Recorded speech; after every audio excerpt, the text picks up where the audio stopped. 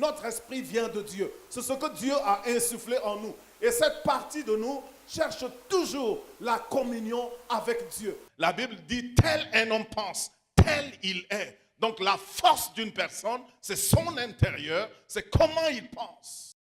Quand vous êtes déjà à un niveau spirituel, quand vous êtes à un niveau intellectuel, quand vous êtes à un niveau social, vous ne faites pas attention. Vous allez être orgueilleux et ne pas vous repentir. Que Dieu soit avec moi ou pas, mon emploi me nourrira. Mais c'est sans compter avec l'imprévisible.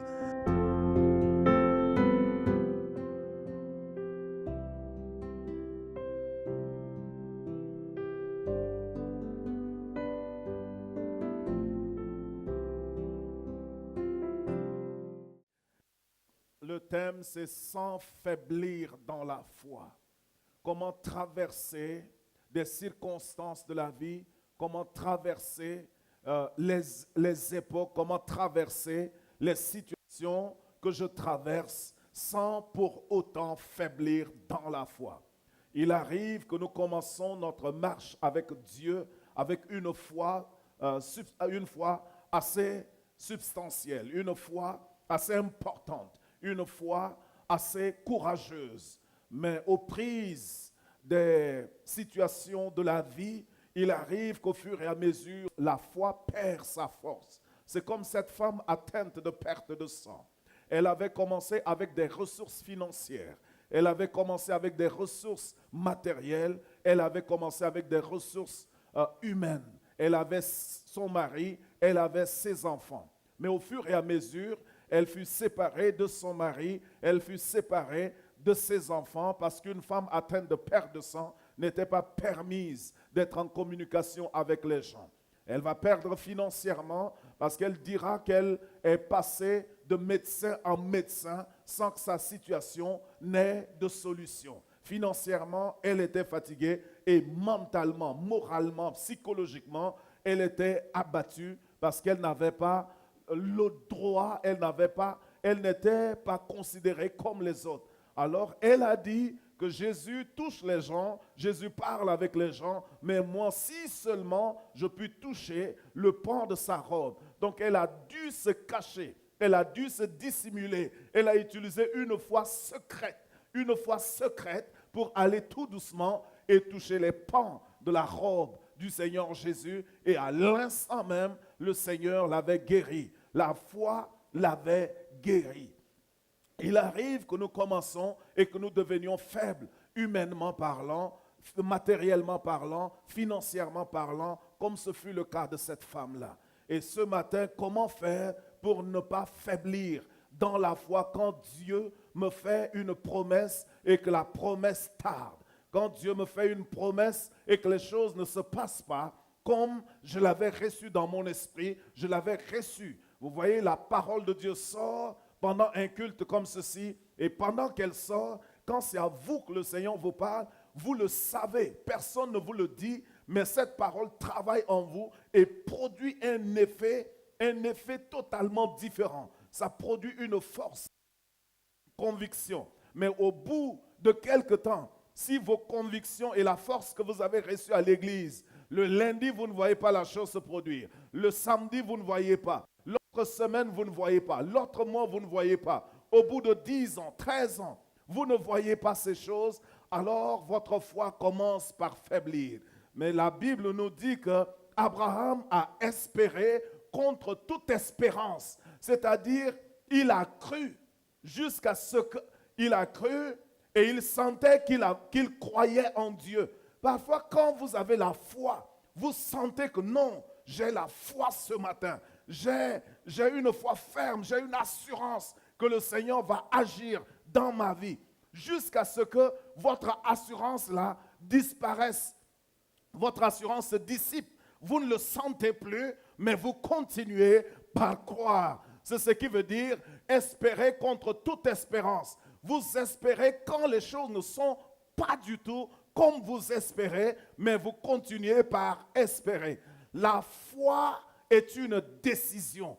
La foi est un choix. La foi, c'est la confiance. Donc, quand vous voulez faire confiance à une personne, vous voulez vous confier à une personne, ça veut dire que vous avez plusieurs embarras, vous avez des alternatives. Il y a des gens qui vous disent ceci, d'autres vous disent cela, vous avez plusieurs opinions. Mais parmi ces plusieurs opinions, vous choisissez une personne que vous avez observée, une personne dont le témoignage ou bien quelque chose vous a touché.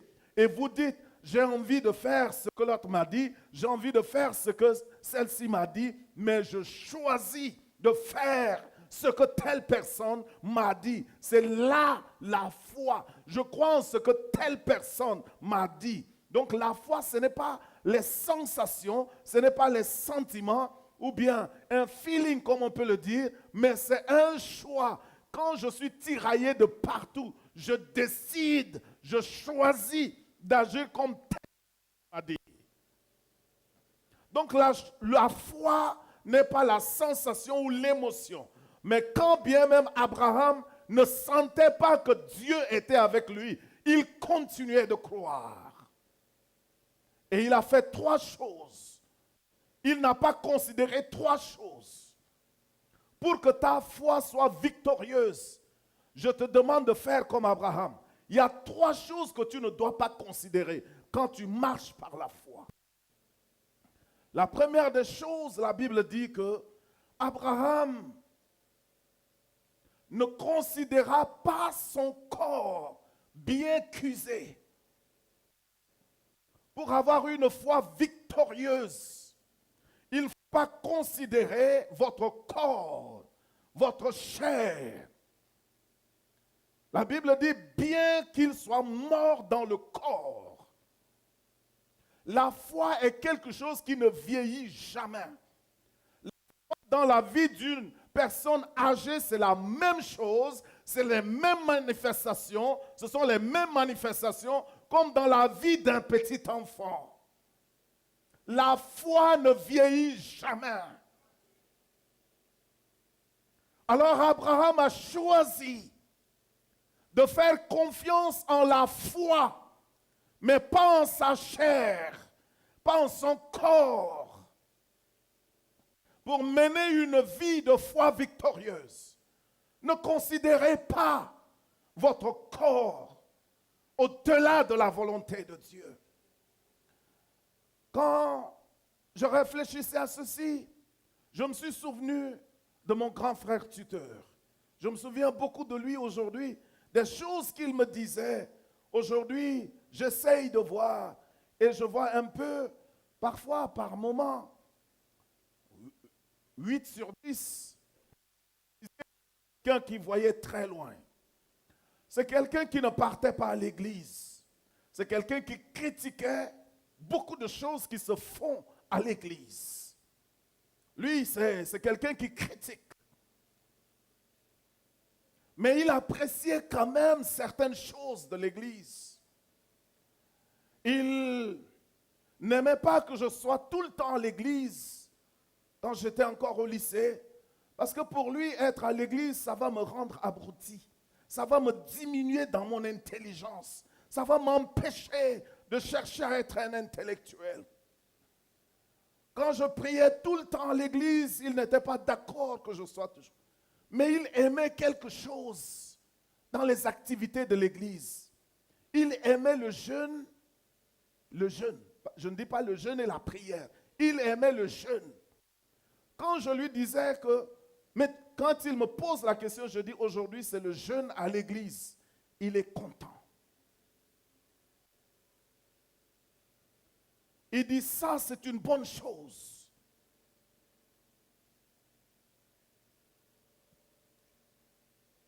Ne lui faites pas un procès d'intention parce qu'un jour il va laisser échapper. Ce n'est pas parce que ça soulage à la maison financièrement. Mais il disait que c'était une bonne chose parce que ça nous formait, que cette partie de l'église là nous formait à affronter des situations difficiles dans la vie. Il dit, si un jour je venais à aller en études et que je n'avais pas à manger, que cela allait m'aider. Il aimait cette activité, le jeûne. Et quand je regarde dans sa vie à lui-même, c'est l'un des plus intellectuels de ma famille. Mais quand vous le mettez au champ labourer, mon papa est reconnu comme un grand cultivateur, laboureur. Mais quand ce grand frère rentrait des vacances et allait au champ, il faudrait que mon père le supplie avant qu'il ne rentre. Il peut travailler au champ de 6 heures ou bien de 5h30, si vous voulez, jusqu'à 17 heures, pourvu qu'il ait un bâton de cigarette. Il est satisfait. Il s'en foutait de son corps, mais il travaillait comme un robot. Et quand il a retrouvé qu'à l'église, on enseigne aux gens de ne pas faire fi de la chair, du corps physique, mais de poursuivre les objectifs dans la vie. Il a aimé cela. Vous ne pouvez pas avoir une foi vivante ou bien poursuivre vos objectifs si vous faites trop attention à la faim, à la famine. Vous pouvez, la Bible dit, mortifier la chair. Paul dit, je mortifie mon corps. Vous voyez cela pour que votre foi soit vivante et agissante. Vous devez mortifier votre corps. Mais si vous nourrissez bien votre chair, tout le temps que Dieu fait, je ne vous demande pas de ne pas vous nourrir. Mais quand vous nourrissez trop la chair va dominer. Dans l'église de Corinthe, Paul invite l'église à crucifier le corps d'un pécheur pour que son esprit soit sauvé. Paul dit, je ne suis pas avec vous, mais pour de telles personnes, il faut que son corps soit crucifié pour que son esprit soit sauvé. Vous voulez une foi conquérante, ajoutez le jeûne à votre prière, ajoutez le jeûne à votre méditation. Ça, c'est le premier volet. Le deuxième volet, c'est ce que Abraham a fait. Lorsque vous croyez en Dieu pour quelque chose dans votre corps, vous êtes malade, vous voulez son intervention. Il est important de savoir à ce moment-là que la foi agit différemment de ce que votre corps subit. Le corps d'Abraham vieillissait et était mort, mais sa foi n'avait pas vieilli et sa foi était restée ferme. Quand bien même votre corps peut avoir vieilli, mais si vous avez une foi ferme, la foi que vous avez va régénérer, va renouveler votre corps mortel. La Bible dit que Job était frappé d'ulcère et il était malade, il se grattait jusqu'à ce que le sang y coulait. Mais il n'a pas maudit Dieu dans cette situation. Il a maintenu sa foi en Dieu et il a dit, je sais que mon Rédempteur vit. Et comme il savait que son Rédempteur vivait, il savait que celui qui allait le racheter de cette maladie et de cette situation vivait. Il a maintenu sa foi ferme. Sa femme lui a dit, tu veux encore continuer dans cette intégrité? Maudit Dieu et meurs. Parce que si Dieu t'aimait, il n'allait pas laisser une telle chose advenir. Tu as perdu tes richesses, tu as perdu tes enfants, tu as perdu ta santé et personne ne te respecte dans cette ville. Personne ne te respecte dans cette nation. Je te demande, il est préférable pour toi de commettre le suicide.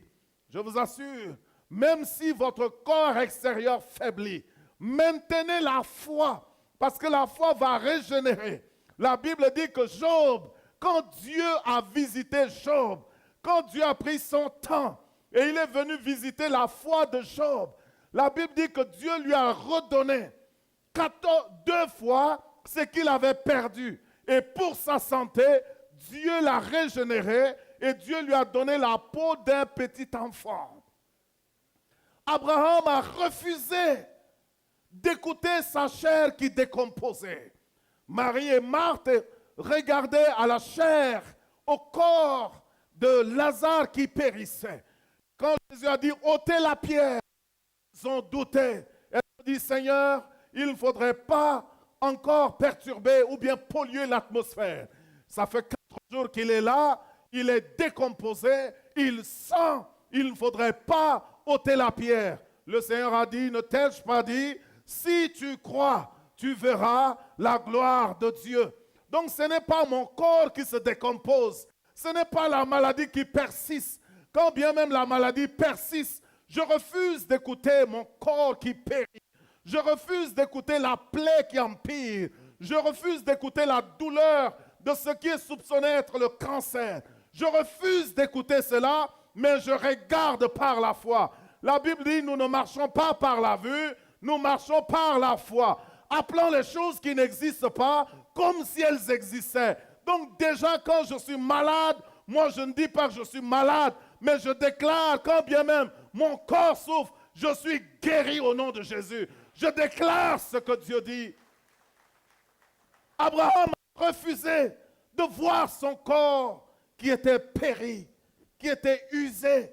Quand quelque chose est usé, c'est quelque chose de périmé, c'est quelque chose qui n'a plus sa place. Je te conseille de continuer de croire, même si les gens disent que tu ne peux plus te marier parce que ton corps est usé, tu es devenu vieille. Ton mari viendra avec le Seigneur si tu mets ta confiance en lui. Les gens peuvent dire que tu as dépassé la ménopause, ton corps n'est plus apte à produire. Mais si tu crois, la Bible dit, même ta cousine Élisabeth, à 90 ans, elle a conçu un enfant dans sa vieillesse. Il est préférable de croire jusqu'au bout. Vous ne perdez rien en croyant jusqu'au bout. Parce qu'une personne qui croit, c'est une personne qui vit. Une personne qui ne croit plus, c'est quelqu'un qui a perdu l'espérance. Si vous perdez l'espérance, il ne vous reste qu'à vous suicider. Et je vous demande de ne pas vous suicider. Votre corps peut être en train de souffrir. Mais n'écoutez pas votre corps. Écoutez votre foi. Agissez par la foi. Je vous raconte ce témoignage qu'un pasteur nous a raconté dans cette église lorsque nous étions à Moursat. Une femme avait de goitre. Elle avait le cou qui sort là. Elle avait de goitre. Et tous les jours dans cette église, tous les dimanches, on laissait un témoignage. Et quand on demande qui a un témoignage à donner, la femme vient avec le goitre. Là, elle dit, je rends grâce à Dieu qui m'a guéri de ma maladie. C'est le goitre ou le goitre qui m'a guéri de ce goitre. Dimanche prochain, qui a un témoignage? La même femme, avec le cou de cette manière, avec le goitre, on dirait qu'on a mis une calebasse ici.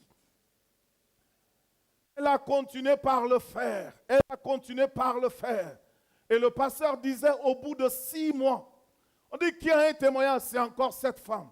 Et vous voyez, quand c'est vous, tout le temps comme ça, l'église va commencer par murmurer. Les gens vont frotter, les gens vont se parler. Il n'y a pas quelqu'un d'autre, il n'y a que toujours lui. Il n'y a que lui qui donne prophétie. Il n'y a qu'à lui que Dieu parle. Il n'y a que lui qui chante. Il n'y a que l'église est comme ça. L'église est murmurée, un pas. Parfois des choses qu'elle ne maîtrise pas. Alors cette femme s'est tenue au bout de 6 mois. Je rends grâce à Dieu qui m'a guéri de cette goitre. Pendant que les gens étaient là, le goitre a disparu physiquement au devant des gens. Physiquement, comme ça, à l'église. La Bible dit, Dieu prend les choses qu'on néglige pour confondre les sages. De 2, Abraham n'a pas considéré le temps. La Bible dit qu'il avait déjà 100 ans.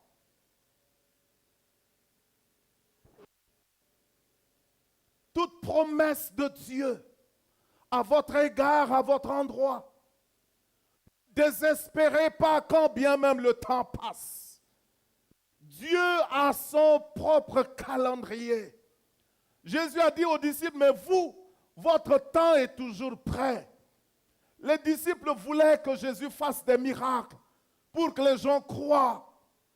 Les disciples, vous voyez, parfois, nous voulons que Dieu agisse dans notre vie pour que les gens voient que Dieu agit dans notre vie, pour que les gens voient que Dieu nous a bénis, pour que les gens voient que nous sommes du bon côté de la foi. Les disciples voulaient que Jésus fasse des choses pareilles. Jésus a dit non, votre temps est toujours prêt. Des gens qui veulent que Dieu agisse rapidement dans leur vie.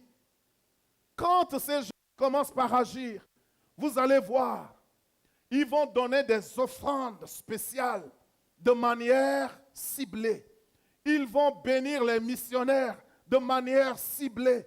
Ils vont être fidèles dans telle chose de manière ciblée. Ils sont en train de calculer Dieu. Ah, Seigneur, est-ce que tu m'as vu? Est-ce que tu m'as vu? Ah, j'étais là, j'étais en évangélisation. Est-ce que tu as vu l'enveloppe que j'ai donnée? C'est comme, et ils commencent dans leur cœur, même si dans leur bouche ils ne disent pas, dans leur tête et dans leur cœur, c'est ces calculs-là.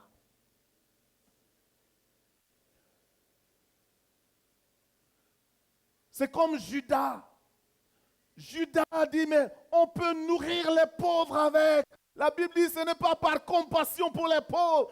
Il veut s'aider lui-même. Il y a des gens qui font des activités techniquement pour avoir Dieu. Mais Dieu connaît les cœurs et les pensées des hommes. C'est pourquoi ne faisons pas ces choses pour obtenir la faveur. La faveur de Dieu s'obtient par la foi en Jésus. La Bible dit Abraham crut et cela lui fut imputé pour justice. Cela lui fut accrédité. Alors, Abraham attendait la promesse. Dieu lui a dit, je te donnerai, je ferai de toi le père d'une multitude. Et la Bible dit qu'Abraham y crut en cela. Mais le temps est passé.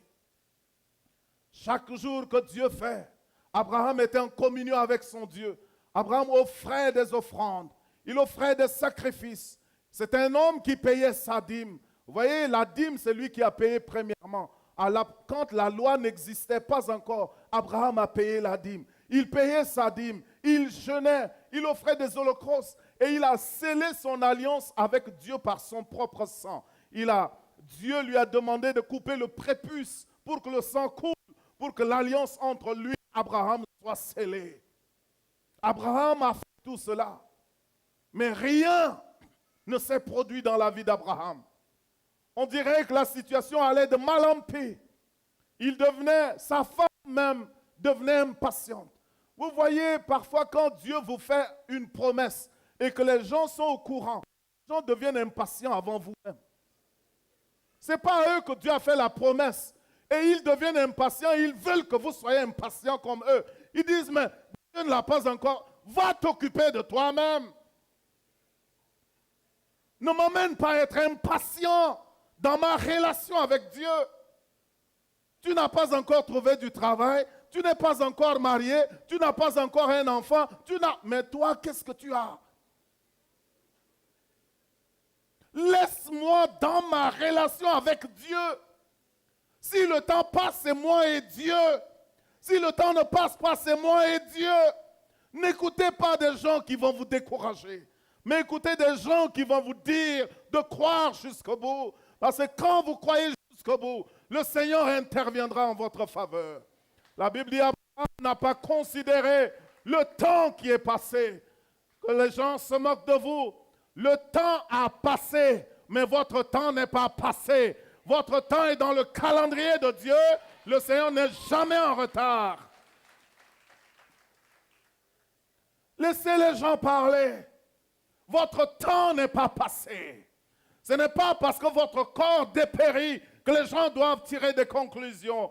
Quand bien même votre corps dépérit, parce que le temps a passé, votre temps à vous viendra. La Bible dit, le Seigneur, au temps convenable, envoya son Fils. Le Seigneur n'enverra pas avant, il n'enverra pas après, mais il enverra en temps convenable. Ce qui veut te tuer avant ne te tuera pas, tant que le temps convenable de Dieu n'est pas arrivé. Jésus était destiné en temps convenable à mourir sur la croix, pas de noyade. C'est pour ça qu'il pouvait marcher sur l'eau sans bateau. C'est pour ça que quand il y avait la tempête, il était tranquille. Il savait Cette crise, les crises que tu traverses ne vont jamais te tuer si tu gardes la foi en Dieu. La maladie que tu traverses, le temps a passé, mais le Seigneur interviendra. Tu es venu à l'église, certains sont guéris, sont repartis. Toi, tu es resté. Les gens disent, mais si Dieu t'écoutait au moins, les gens sont guéris autour de toi, tu n'es pas guéri. Et tu continues de faire de bruit, tu nous empêches de dormir. Dis-leur que la piscine de Bethesda, il y avait une piscine spéciale qui était là. Mais chaque jour, Dieu guérissait quelqu'un. Ton tour viendra, même si c'est après 38 ans, le Seigneur te visitera. La piscine va être agitée et ton tour viendra et tu tomberas dans cette piscine. Le temps a passé, mais ton temps n'est pas passé. Ne te disqualifie pas de la course. Le Seigneur est de ton côté. Si tu crois, tu verras la gloire de Dieu. La dernière des choses, Dieu utilise des moyens humains, des circonstances pour nous bénir. Maintenant, le moyen que Dieu utilise, le moyen est soumis à des tests. Dieu devrait accomplir sa promesse par Sarah. Et la Bible dit que même Sarah n'est plus en état de concevoir. Même Sarah n'est pas en état de concevoir.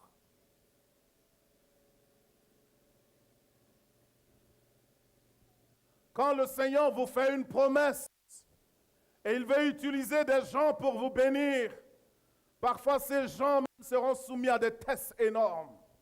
Si vous êtes un canal que le Seigneur utilise pour bénir quelqu'un, vous allez voir que vous-même, vous serez soumis à des tests énormes.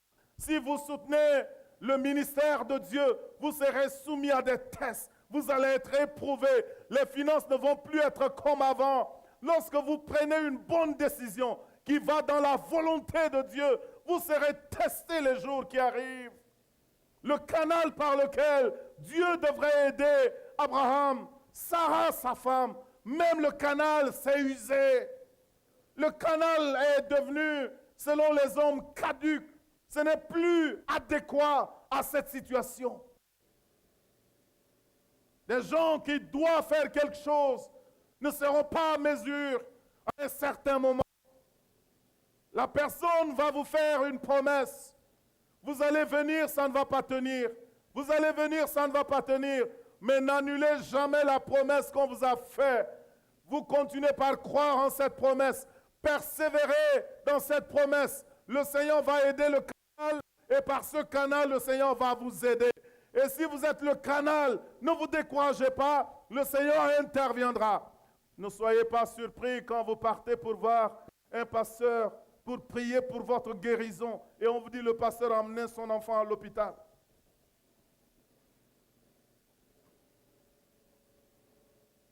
Il a amené son enfant à l'hôpital. Je l'attendrai ici. À son retour, lui, il priera pour moi. Je recevrai ma guérison au nom de Jésus-Christ. N'utilisez pas les circonstances pour juger votre foi à vous. C'est votre foi à vous que Dieu va honorer.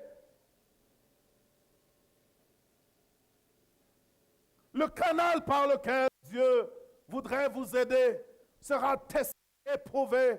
Et vous allez voir que c'est un canal qui ne pourra pas vous aider. Dieu utilise des choses qu'on ne peut pas comprendre. Dieu utilise les corbeaux. Dieu utilise les veuves. Dieu utilise des circonstances naturelles pour nous demander de lui faire totalement confiance, de maintenir notre conviction en lui, de ne pas douter et de persévérer au milieu de toutes ces tribulations. Abraham n'a pas faibli parce qu'il a fait ces trois choses. C'est tellement important.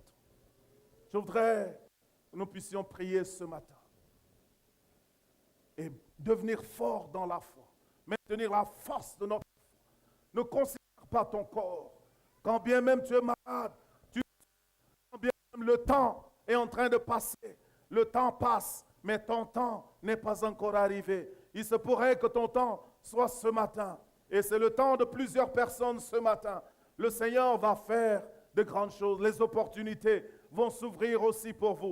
Guérison va venir aussi pour vous. Le Seigneur te demande de ne pas faiblir dans la foi. Ne considère pas ton corps, mais considère la foi que tu as. Quand tu es dans ton corps, dans ton esprit, n'écoutez pas votre chair. Parce que si vous écoutez votre chair, le matin vous avez pris du café, vous allez rendre grâce à Dieu, lui dire qu'il est un Dieu merveilleux. Jusqu'au soir, vous n'avez pas à manger, vous avez faim, vous allez dire, mais Seigneur, tu ne t'occupes pas de tes enfants. Si tu écoutes la chair, tu es instable dans la foi. Nous allons nous tenir debout. Je voudrais t'encourager à faire ces 3 choses.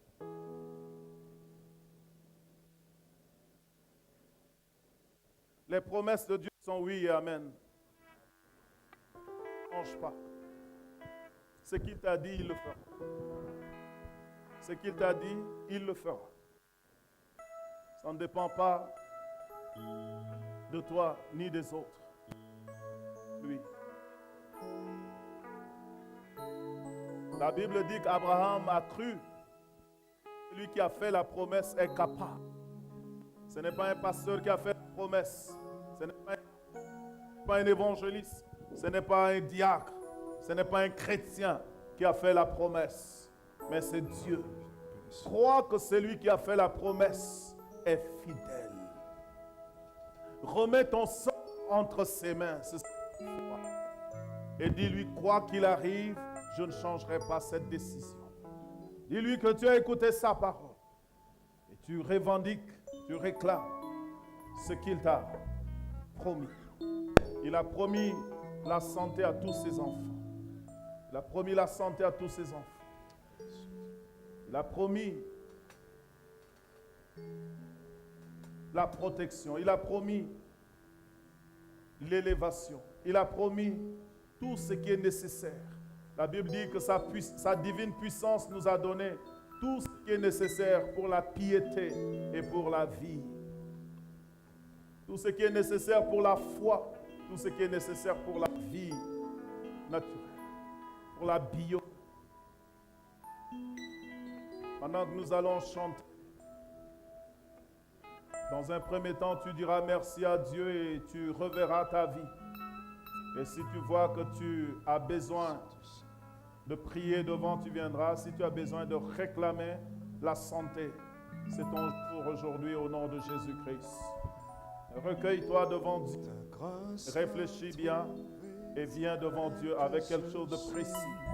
Qu'il ouvre tes portes aujourd'hui. Sans valeur, mais pour toi. Tu auras du travail même à l'âge avancé, ne t'inquiète pas. Tu auras du travail à l'âge avancé. Ta grâce m'a trouvé tel que je suis. Le Seigneur, il suffit un jour seulement, 1 heure au Seigneur, c'est suffisant pour changer ta vie. Alléluia. Ta grâce m'a trouvé. Ta grâce m'a trouvé tel que je suis. Prends ton temps et parle-lui. Sans valeur. Sans valeur, mais pour toi, perle de prix. Alléluia. Ta grâce m'a trouvé. Ta grâce m'a trouvé tel que je suis. Sans valeur, Seigneur. Sans valeur, mais pour toi, perle. Le Seigneur est ta guérison. Le Seigneur va guérir plusieurs ce matin. Le Seigneur va restaurer les corps. Il va restaurer les professions.